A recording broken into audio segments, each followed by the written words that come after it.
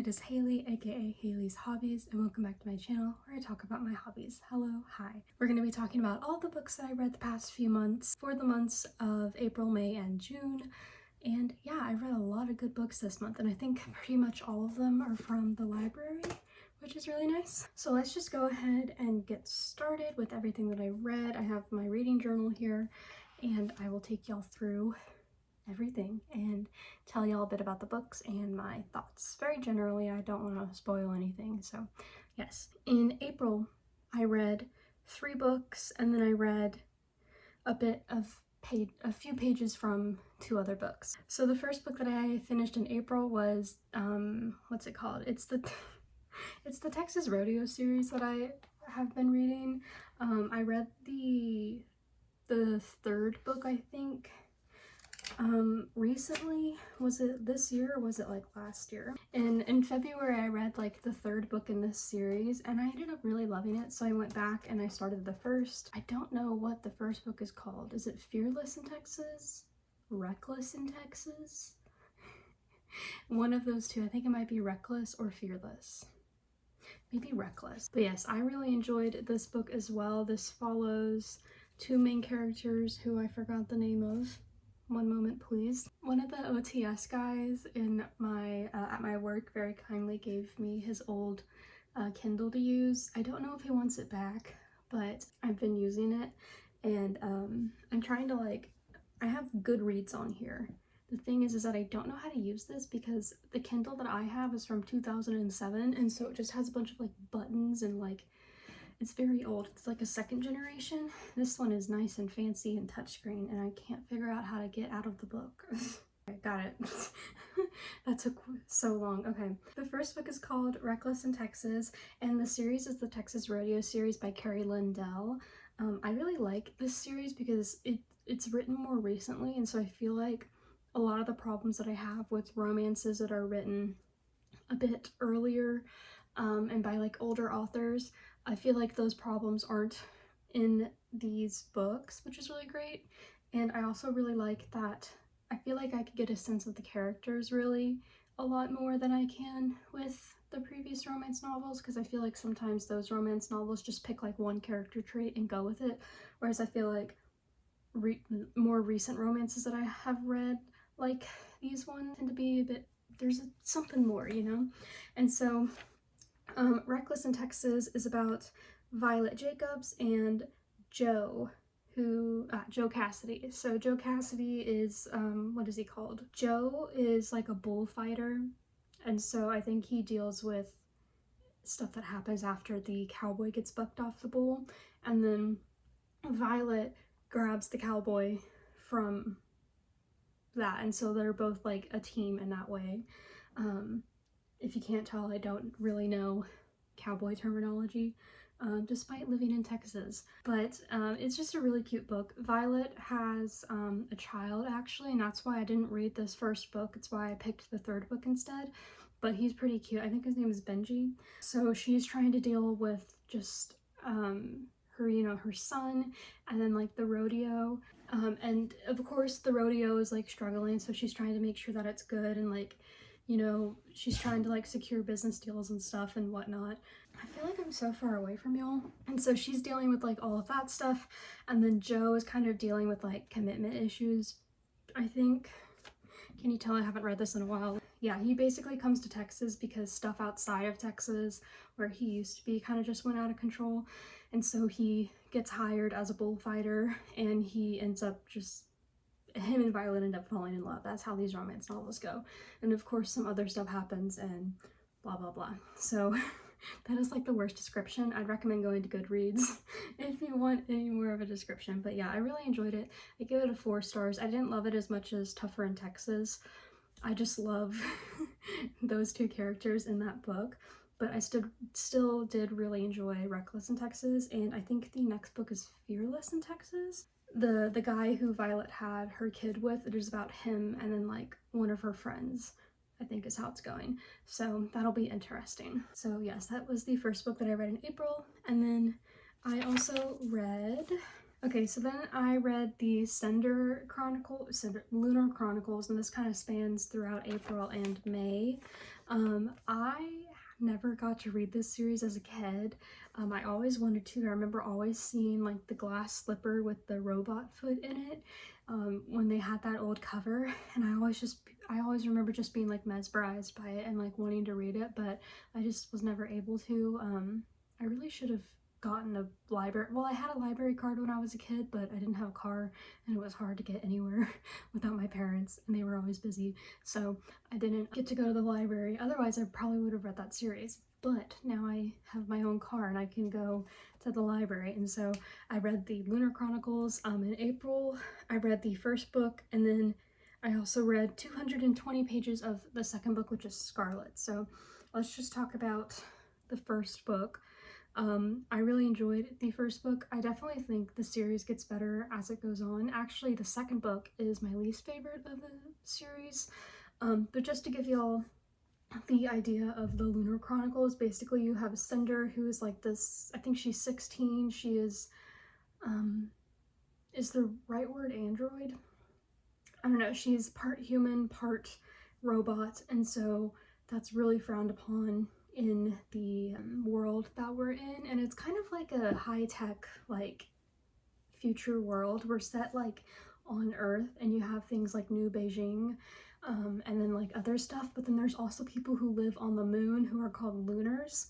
And so it's like a sci-fi kind of futuristic kind of vibe, which is really cool. Each of these books is based on like a fairy tale. So Cinder is Cinderella, Scarlet is Little Red Riding Hood, Cress is Rapunzel, and then Winter is Snow White. And so you kind of get a bit of that fairy tale vibe to it, while also having like really cool aspects to it. So Cinder, she kind of gets dragged into kind of like some conspiracy theories. Where is Cinder in here? I'm gonna try and give y'all a bit more of a explanation. Okay, so the correct word is cyborg. She's a cyborg. I think androids are just robots. But yeah, so like there's like a plague that's going on, and then she finds herself involved with Prince Kai, who is the prince of New Beijing, and then all of a sudden she's like wrapped up in like a bit of this romance, and then also like stuff like political stuff that's going on, because the lunar kind of queen and their people, like the agreements between them, the peace between them is very rocky, and so she's having to deal with all of that, and she finds herself just in the middle of it. And so she's trying to find a cure for this plague. She's trying to figure out what's going on with all of this politics stuff. She's trying to figure out this new romance that's going on. And then she figures out a bunch of secrets about herself and about things, and she's trying to figure out what the heck to do. And so that basically kind of propels us into this whole series of there's this war between, you know, the people on Earth and the people on the moon, and the queen, and all of that, and kind of what goes on. And I could be a bit more specific, but it would be a spoiler, so I'm not going to say it. So I read Cinder, and I actually really enjoyed it. It was so fun, and it definitely gave me like the middle school vibes that I was wanting. It felt very nostalgic, even though I never read it before. So yeah. And then I read 220 pages of Scarlet in April, and then in May I finished up Cress and Winter. And I won't get too much about what's in those because it kind of builds upon the previous book, so I don't want to spoil anything. But each book she adds like a new character. So like in the first book we obviously have Cinder, in the second book she adds Scarlet, the third book she adds Cress, and the fourth book she adds Winter, and each kind of get their own like romance and kind of their own central plot, but you're also getting bits and pieces of all the other characters, so it doesn't feel like you're left out of all the other characters. I remember when I was reading Scarlet, it kind of took I think a couple chapters for Cinder to come back in, but I was like, is this whole book just going to be about Scarlet? Because I really wanted Cinder.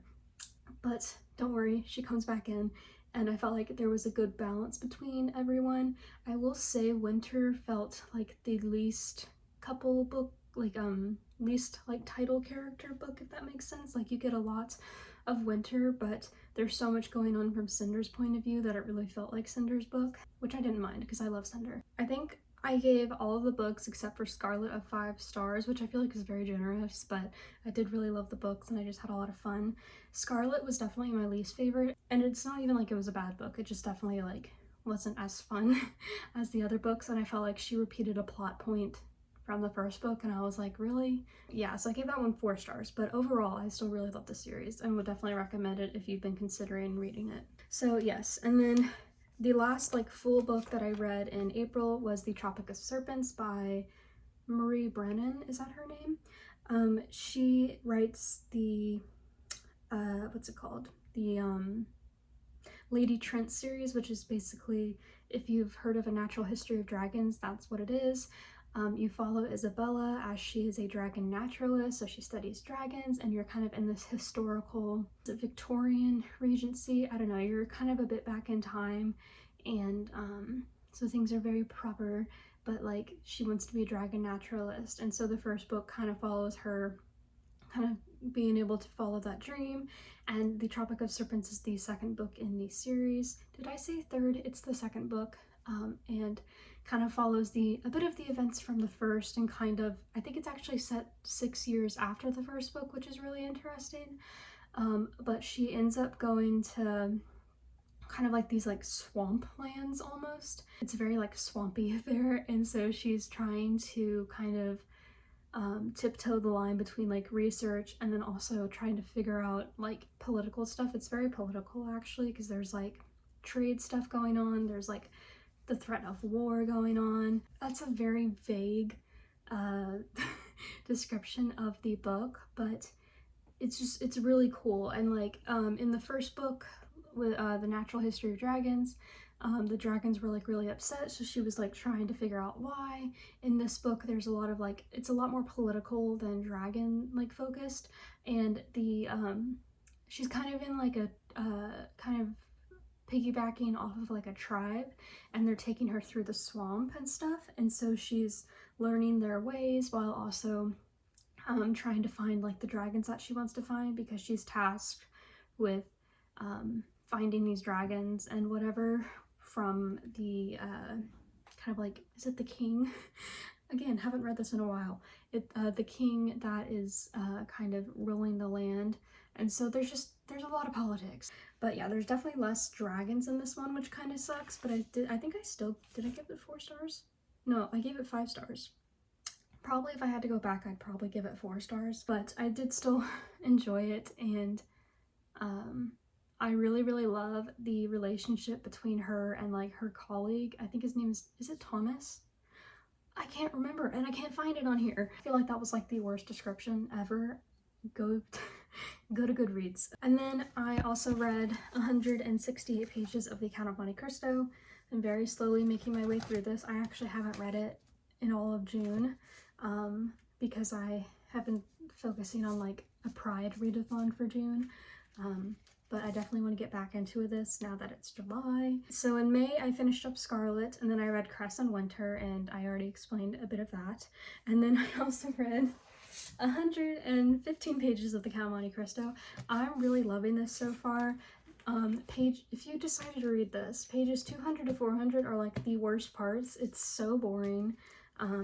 But like all of that stuff is important, but it's so boring compared to like the first 200 pages.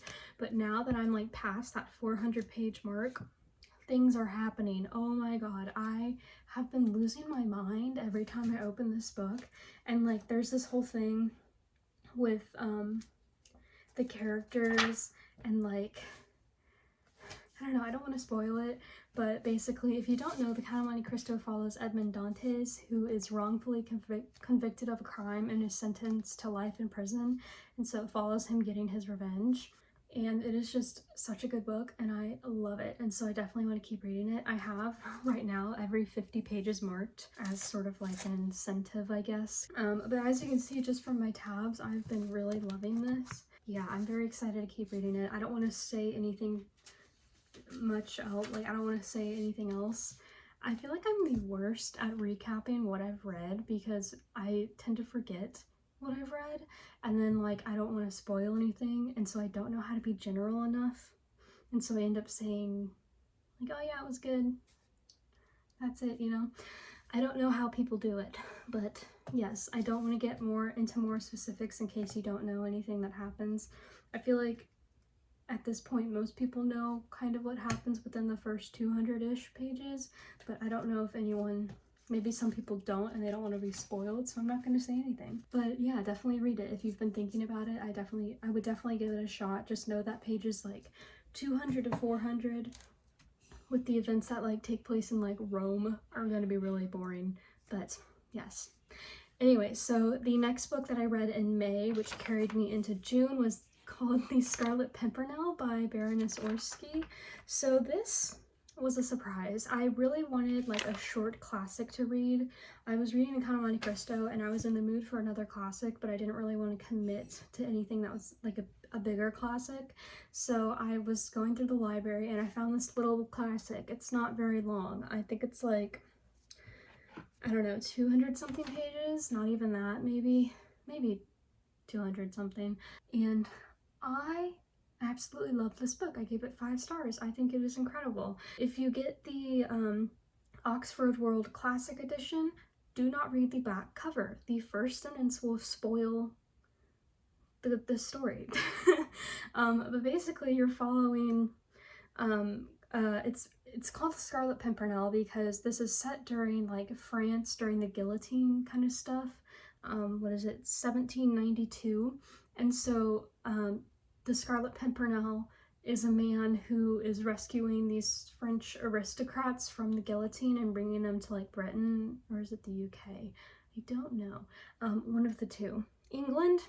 He's bringing them to England. So basically he's like this hero and France is trying to arrest him because they don't want him interfering with all of this at the time. And so there's that. And then you're also following Marguerite, who is the wife to Sir Percy Blakeney. And so this is really more about Marguerite's story than the Scarlet Pimpernel, but basically she kind of gets roped into this whole like Scarlet Pimpernel thing. She kind of accidentally sets the French people onto his trail and she's like, this is not good. And so she goes after him and tries to rescue him. She's like, I need to correct my wrongs and let this person know that like he's about to be killed, basically. So she ends up going along on this journey, and it is such a good book. There's this chapter between Blakeney, Percy, her husband, and her Marguerite, and it is like the most beautiful, heart-wrenching like chapter ever, and it's them like talking about why they've been so distant from each other, and her just being like, love me or whatever, and then him being like, oh god, it's so beautiful. I don't even want to. I really wish I had a copy of this book so I could annotate. That's how much I loved it.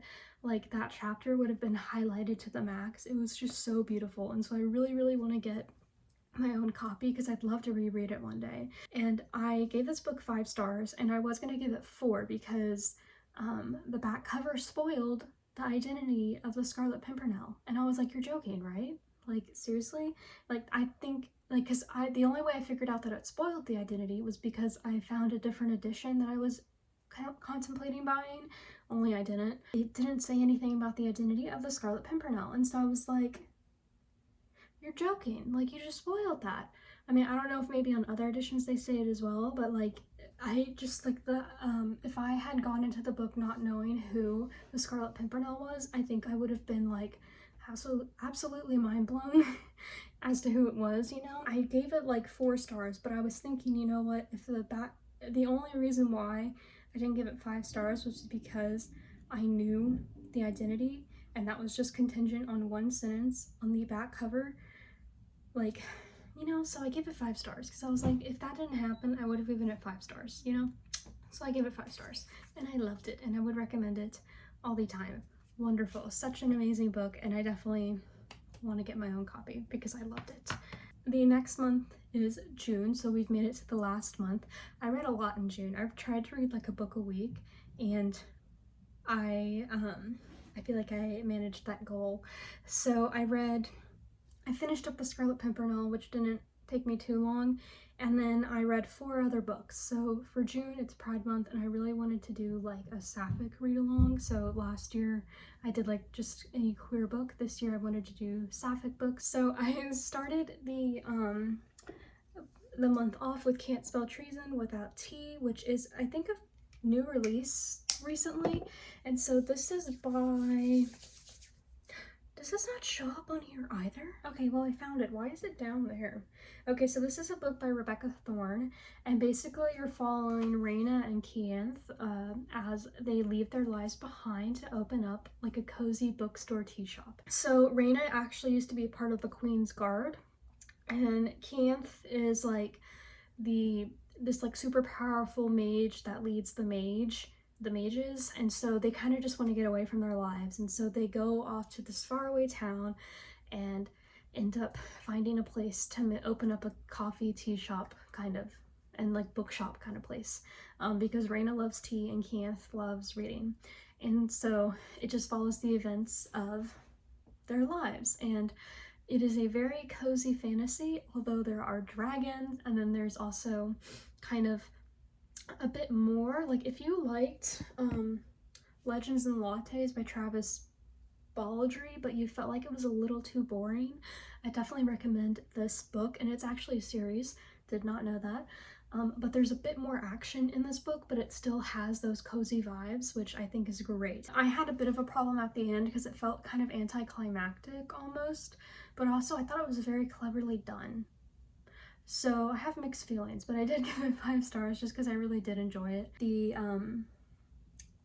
second book is like something with pirates, I think, so that's gonna be very exciting. Yeah, the edition that came out has like a little one shot of the 2 characters meeting, and kind of like, you know, having like a little meet cute. It's really cute, and so they're just little girlfriends, and they're at, you know, their little place with their coffees and their teas and their books, and they kind of have a home there, and it's really cute, and I love it so much.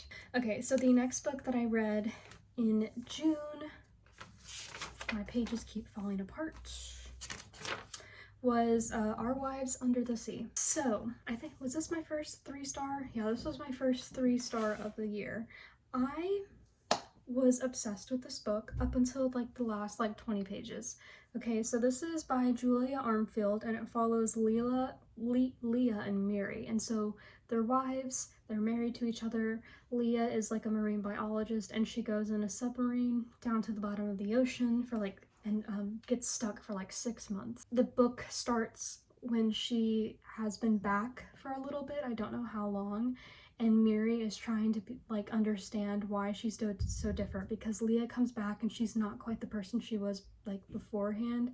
She is obsessed with like the water and like running the taps and stuff, and just like sitting in the water, drinking salt water. It's all very strange. And so this book follows Mary and Leah kind of as their relationship almost like degresses, if you will. Is that a word? Regresses. And sort of at the same time, you're getting flashback from Leah's point of view of what happened down at the bottom of the ocean. And so I was obsessed with this. Like, I was loving this. I was on the edge of my seat having to know what happened next, because the author, like, it's a very like fun writing style. It's definitely different from anything that I usually read, and it's more of like a horror thriller kind of thing, and so you're always on the edge of your seat being like, what's gonna happen next, because all these things are happening, you know. And eventually at the end you kind of get more stuff revealed, and then like the book ends, and I just was not obsessed anymore. I didn't like how the book ended, like the last chapter, and I didn't like the last chapter of Leah's perspective kind of finishing off what happened at the bottom of the ocean. I just felt like it was very anticlimactic, you know. I kind of felt like Leah's part would have been better left unfinished, and then Mary's part was just kind of like, it made my heart hurt, and I don't really like books that make me like sad like that. Like, I understand, you know, sad things, but I also like when at the end of the day everything ends up happy, but like this book did not end on a happy note. And so it's, yeah, I ended up giving it 3 stars, mainly because it felt anticlimactic, but also it just kind of was like, really, that's it? You know, I felt like I had so many questions and it just wasn't answered. Yeah, I don't know, I just felt like there was so much that was like missing from this. So I gave it 3 stars, which kind of sucked, but I did still really enjoy it. It just wasn't the ending was just not for me. The next book I read was The Perks of Loving a Wallflower, which is the second book in the Wild Winchesters series, which is another like romance, like historical romance. Basically, if you want Bridgerton, but you want it to be more inclusive, read this one.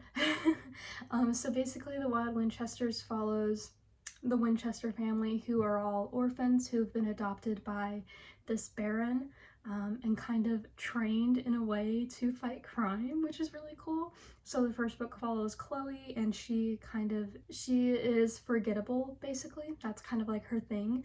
And so she doesn't have a memorable face, so she can get in and out pretty much anywhere without being recognized and kind of noticed. And so the first book follows the events of like trying to get like an artwork, like a piece of artwork back. And then the second book follows another sibling in the Winchester family, which is Tommy. And I love Tommy. I love Tommy so much. Tommy uses she, her pronouns, but often is described as like being non-binary, which I think is really cool. And so I really love that aspect. And so you kind of follow Tommy as she pairs up with, oh my god, what's her name? Philippa? Is it Philippa? I'm just gonna call her Philippa because I can't remember her name. And they are trying to kind of prove that there's this guy who's taking credit for like these some work that isn't his, and they're trying to prove that it isn't his work, basically. And so you kind of follow the events of that. And basically Tommy's kind of like whole thing is that she can shapeshift, not literally, but she can put on anything and kind of just become a whole new person. So she kind of takes the identity of like the Baron's son, who happens to be like the new Baron because the old Baron has passed away. That is not a spoiler. That was in the first book, like right away. But she basically is trying to help Philippa find a husband and also help, like, you know, with uncovering this guy's schemes. And you just follow them through their love story and potentially saving the day. So yeah, I really enjoyed it. I think I also gave it 5 stars. I loved Tommy so much because I felt like she was flirting with me the entire time, and I just loved like her and Philippa's whole relationship and just like the back and forth that they do. I really like this series as well because I feel like the author does a good job at kind of giving the characters a good, like a lot of traits, you know? Like I feel like she really gets into their background. It doesn't really make them very surface level, you know? And then I also really like that the author includes like a lot of diversity in this book. Like there's disabled characters, there's POC characters, there's queer characters, really anything. And I just think it's great. And so yeah, I would definitely recommend it if you want something like Bridgerton, just a bit more inclusive. So yes. Anyway, so that was that. And then the last book that I read this month was She Gets the Girl, and this is by 2 people. What are their names? Rachel and Allison.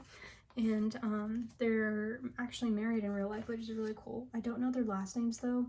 My Goodreads has not, I guess it doesn't update. I don't know. Might take a while to update, but yes, I really enjoyed this. I think I gave it 4 stars. Oh no, I gave it 3 stars. 3.5. Yeah, it didn't really feel like a 4-star read.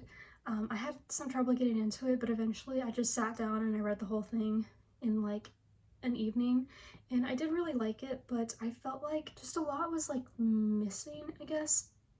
Like 99% of the book, the 2 characters are not together, and like literally in the last like 20 something pages they get together, and so it kind of just felt like I don't know, we didn't get to see them, you know, together at all. Before I continue, I should say that this follows Alex and what's her name? Oh my god. Alex and another character. Okay, I'm gonna have to look this up. Alex and Molly. And so if you liked Bridgerton season 3 where Colin helped Penelope find a husband, this is basically the same thing, but sapphic. So Alex is helping Molly get the girl, and Molly is helping Alex get the girl. And so Alex has a relationship, but it's kind of really rocky, and her partner doesn't really think she can be like stable and like committed and everything, because Alex tends to flirt with a lot of people anyway.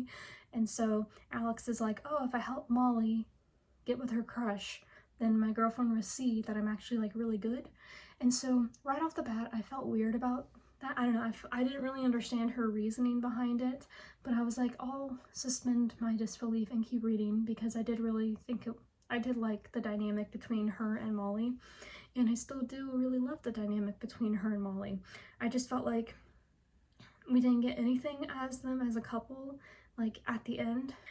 Basically the whole book kind of follows their little like scheme, and also some events with their family. There's a lot of stuff with their moms that kind of come up, and so you kind of get that. I really loved Alex's relationship with her boss, not like in like a romantic way, just like kind of like a father-daughter kind of relationship. I thought that was really sweet. I think his name is Joe, but I could have that wrong. I felt like Molly's and her mom's relationship was like really interesting, but I feel like they just very like abruptly like inserted a point into it and then like didn't really talk too much about it after that. So yeah, I don't know. I felt like I really enjoyed the book, but I felt like there was just so much like missing, despite it being a long book. Like it's like 300 something pages, but I just felt like a lot was touched on but not like continued, if that makes sense. So I ended up giving it 3.5 because it just didn't feel like a 5 or 4, and it didn't quite feel like a 3 because I still really enjoyed it, and 3 is just kind of like my meh, you know? Yeah, I gave it 3.5 stars, and that was that. Yes, I think that's everything, actually. Yeah, so those are all the books that I have read the past few months. I've read quite a bit, so I'm very proud of myself. And pretty much all of those were from the library except for The Count of Monte Cristo, so that's very good. I like supporting my local library. And so, yeah, I'm very excited for like July and August. I'm actually gonna, I don't know, I want to read quite a bit. I only have one class now this summer, and so I feel like I have a bit more free time, and so I just really want to read a lot. And I've been wanting to read like my physical TBR, but now that I have this wondrous like invention, all I want to do is check out ebooks from the library. I actually checked out Fourth Wing, the audiobook, and then I was so obsessed with it that I also checked out the ebook on here.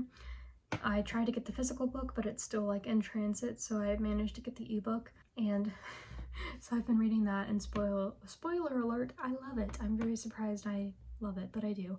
So yeah, I already checked out Iron Flame, so I have that sitting over on my little cart. And yeah, I don't know, but I've also checked out some like hockey romances, which I don't know if I'll like those, but I have them on here. And yeah, I also want to try and get more progress on The Count of Monte Cristo. I'd really like to finish it up by August. I think I can do that. I mean, I just have to get like halfway. I feel like I can do that. One half 1 month, the other half the other. Yeah, anyway, I think that is everything. So thank you guys so much for watching. This was a bit of a longer video. I probably will have to cut out so much, but yeah, I did read a lot more this month, or the past few months, so that was great. Yeah, anyway, thank you guys so much for watching. I'm going to settle down and do some work. I've started my thesis for my master's, so I need to do some research and also look at PhD programs and personal statements and all of that, because we're working on that. So let me know some of the books that y'all read the past few months. What was your favorite? What was your least favorite? I think my favorite was The Scarlet Pimpernel. I just keep thinking about that book and I just love it. And then I think my least favorite was probably Our Wives Under the Sea or She Gets the Girl. And that's not to say they were bad, just that I didn't enjoy them as much. So yeah, anyway, thank you guys so much for watching. I hope you guys enjoyed the video. Don't forget to like, comment, and subscribe, and I will see you guys in the next video. Bye!